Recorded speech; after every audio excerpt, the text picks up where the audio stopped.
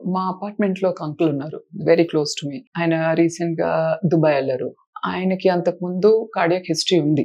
ఆయన నన్ను అడిగారు ఎమర్జెన్సీ సిట్యుయేషన్‌లో అంటే it's a long trip. 10 days trip. Emergency సిట్యుయేషన్‌లో నా దగ్గర ఉండాల్సిన గుండెకు సంబంధించిన మందులేంటి? ఇంకొక ఫ్రెండ్ అట్లనే అడిగింది. ఇంట్లో మా నానమ్మ, తాతయ్య ఉన్నారు.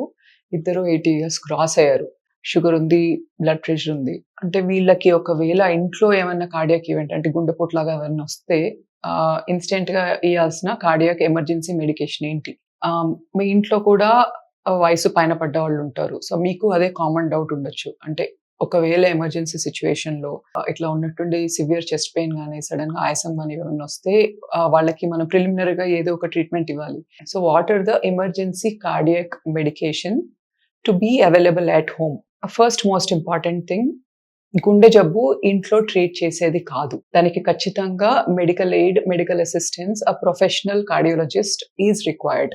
కానీ ఇంట్లో మీరు ప్రిలిమినరీగా అంటే మీకు ఆ గ్యాప్‌ని ఇంటి నుంచి హాస్పిటల్‌కి మీరు ఆ పేషెంట్‌ని తీసుకొచ్చే గ్యాప్‌ని బ్రిడ్జ్ చేయడానికి మాత్రమే ఈ మెడికేషన్ హెల్ప్ అవుతుంది.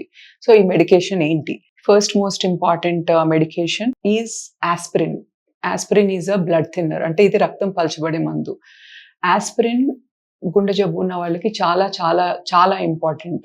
ఇది ఏంటి అంటే ఒకవేళ రక్తం గడ్డకడుతున్నా గాని ఇది ఎంతో కొంత ఒక 27% మోర్టాలిటీ బెనిఫిట్ ఉంటుంది. అంటే విత్ యాస్పిరిన్, వితౌట్ యాస్పిరిన్ 27% మంది ఎక్కువ మంది చనిపోయారు వితౌట్ యాస్పిరిన్. సో, ఆ మోర్టాలిటీ బెనిఫిట్ సిగ్నిఫికెంట్‌గా ఉంది ఆ సింగిల్ మెడికేషన్‌తో aspirin. Aspirin 325 milligrams single tablet you can give. Or Disprin. Disprin is also aspirin only. In chewable form it is available. అంటే జస్ట్ వాటర్‌లో మిక్స్ చేసుకొని కూడా స్వాలో చేయొచ్చు Disprin. Either aspirin or Disprin. Second most important medication is Sorbitrate. Sorbitrate అంటే ఏంటి అంటే హార్ట్‌కి సంబంధించిన బ్లడ్ వెసల్స్ అంటే కొరోనరీస్ ఎక్కడైతే బ్లాక్ ఉన్నాయో సార్బిట్రేట్‌తో ఎంతో కొంత కొంచెం డైలేట్ అవుతాయి. The size increases. Size increase అయ్యి కొంచెం సర్క్యులేషన్ బెటర్ అవుతుంది. సో, సార్బిట్రేట్.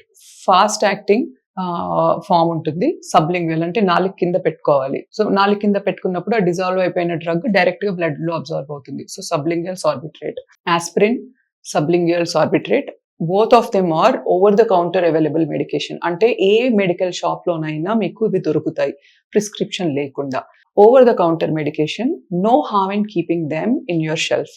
తీసుకొచ్చి ఇంట్లో పెట్టుకోండి ఒక స్ట్రిప్ అట్లా. ఇంట్లో పెద్దవాళ్ళు ఉన్నారు అనుకుంటే.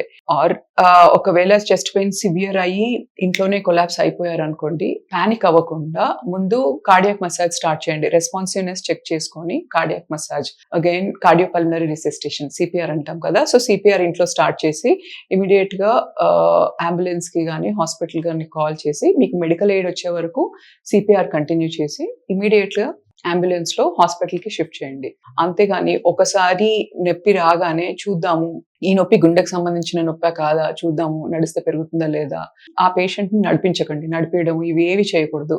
Make that patient SIT quietly, comfortably medication ఇచ్చి ఇమ్మీడియేట్‌గా హాస్పిటల్‌కి తీసుకొని రండి. తీసుకొచ్చి మీ కార్డియాలజిస్ట్‌కి చూపించండి. Very important small tips but life saving tips.